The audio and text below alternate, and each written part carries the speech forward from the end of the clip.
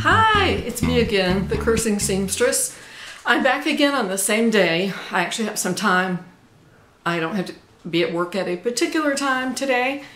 So it's about 7:30. It's raining outside. It's supposed to clear up and be really pretty in the afternoon, and I'm looking forward to that.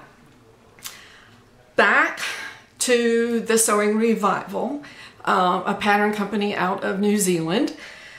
I told you about another pattern I had made by them, and I'm wearing it.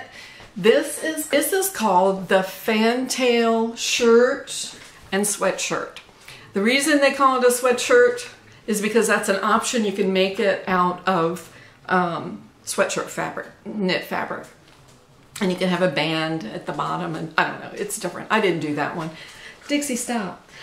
The one I did is just the shirt, so it's out of a woven fabric. You have a choice of a V-neck or a round neck. I chose the round neck. The sleeve, you have a choice. Okay, I guess you don't have a choice with the sleeve unless you're making the sweatshirt, and that's going to be different. It's going to have a cuff here. So this is it. This was a simple make. I think I made a size too big, and I also think this crepe fabric is a little too heavy. The recommended fabrics, it's an easy pattern. It says it's a 2 out of 5. I didn't say this before, but these patterns are layered, so you can cut just the size you want, or if you're in between sizes, you can cut 2 sizes, or you can cut them all, doesn't matter. So I cut a 14. The Fern Bird dress, I also cut a 14. That fits me perfectly, I think. This one's a little bit big. That's what I meant when I said in my last video about the Fern Bird, that I thought that there was some variation in sizing among their patterns. So I'm going to talk about the woven fabric, because that's what I use. Recommended fabric, mid to lightweight wovens, cotton, linen, and blends, viscose, polyester, rayon, tencel, or crepes. And so heavy or stiff fabrics are not recommended. So this is a crepe, but it is a little bit of a heavier crepe. I didn't think I'd be able to wear this, but I am wearing it today to work. Today's casual work day, Friday. So we can wear jeans and sweatshirts and whatever we want, pretty much. I'm going to stand up and give you a better view in just a minute, but just a few things. This goes for the Fern Bird dress. Dixie's bothering me. Sit down. As well as this pattern. There is a facing here. They recommend that you understitch the facing and that you tack down the facing at the seam. So this is a raglan type blouse. I did that and I did not like the look of it. It wouldn't stay down. So on the Fern Bird and on this, I did stitch on the outside. I went out, however, I've got the marking on my machine. I think it was like 1.5 inches or an inch maybe on this one. And I like that much better. I don't like having to worry about tucking a facing in or it poking out or whatever. In contrast, you could probably use bias tape on here, or cut your own bias tape, or use bought bias tape. So when I first cut this pattern out, I had a problem that I've never had before, and that is that I think it was 5 pattern pieces did not print completely.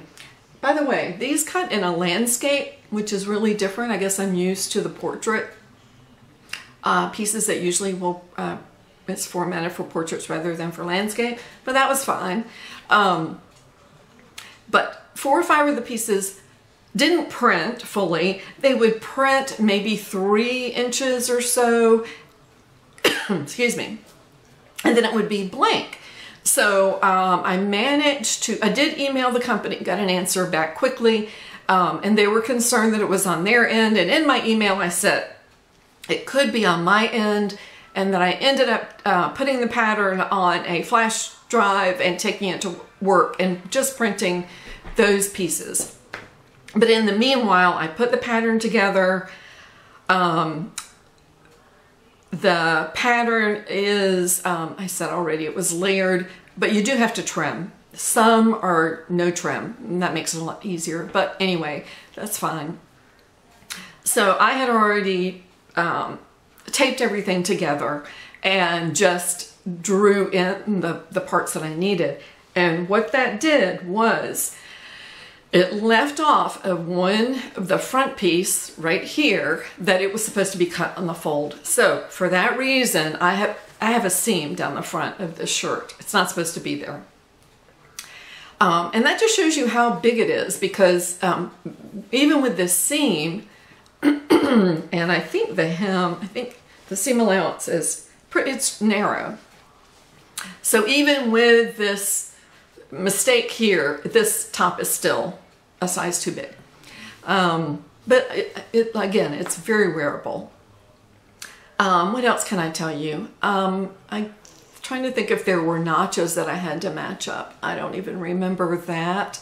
The look is just really cute. It's very different. A lot of their patterns are really different.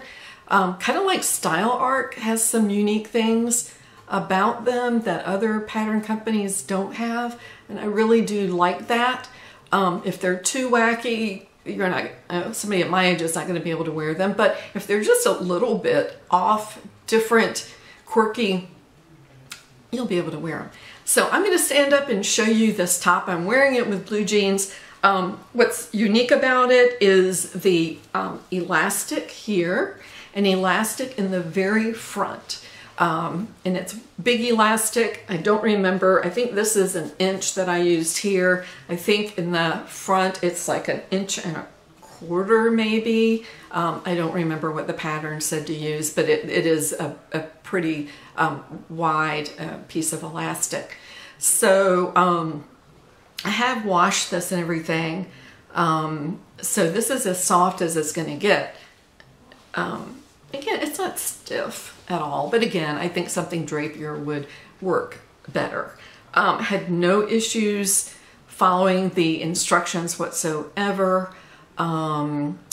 Just trying to think if there was anything else. The back is it's a low back, and then high front. So hemming the back of this was not a problem for me, even though it was curved, because all I did was to serge it and then fold it up twice. I think I folded it up twice so that the serging does not show, but it was pretty easy to do. That was not problematic, because sometimes it can be, but that worked out fine. I don't think I had any other.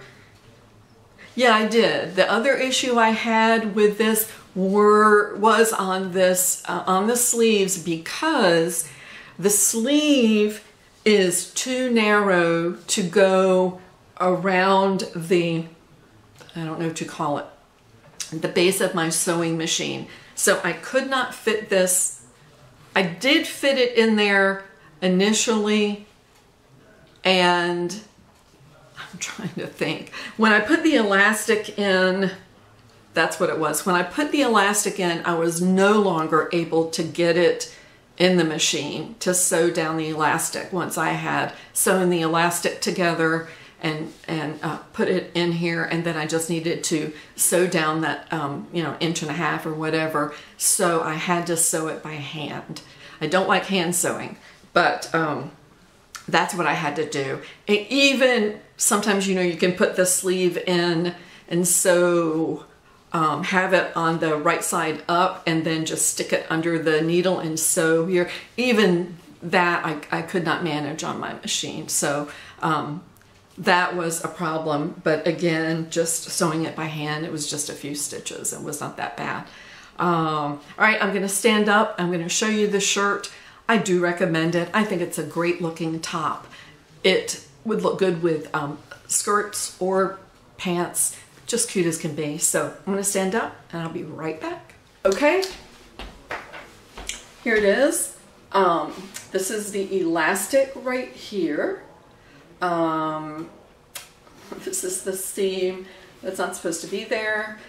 These are the sleeves. You can push these up if you want to. I did not have to alter the sleeves at all. I'm 5'4", used to be 5'4½", but the sleeves are perfect length for me. They don't get in the way because they've got the elastic in there. I'm going to turn around and show you what it looks like in the back. It does come low below my bottom anyway. And that's it. I've had this crepe for so long. I did not buy it new. I got it at a thrift store years and years ago, and I never knew what to do with it. I don't know, it's very pastel, and I guess I don't wear a lot of pastel-y colors, but I don't know.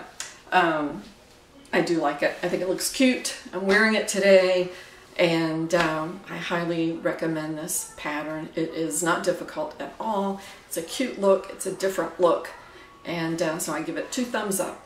All right, thank you for watching. I'm on my way to work. Enjoy your day, and I will see you back again soon. Bye-bye.